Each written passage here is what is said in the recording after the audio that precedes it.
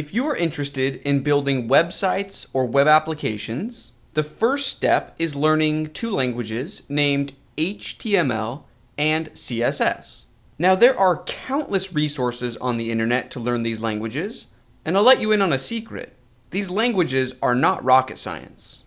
From a technology perspective, virtually anyone can learn and even teach these languages.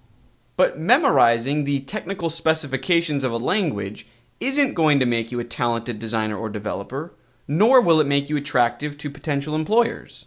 So yes, this course will teach you HTML5 and CSS3 from the ground up, from square one, with zero experience required. But that's almost not important, because there's a million places where you can, quote, learn those languages. The true strength of this course is that it will immerse you in real-world, modern best practices. These languages are not difficult to learn, but the ins, the outs, the tips, the tricks, the do's, the don'ts, understanding the modern browser landscape, those things take time. I'm here to accelerate the process for you. I want you to be able to think, code, create, and speak, just like the designers of your favorite web experiences.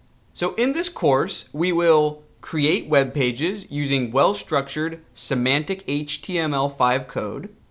We will learn how to add media to pages, so this means images, audio, video. We will learn how to adapt our pages for different device sizes. This is commonly referred to as responsive web design. We will learn how to add CSS3 effects, transitions, and animations to our pages. We will learn the basics of Sass, the world's most popular CSS extension language.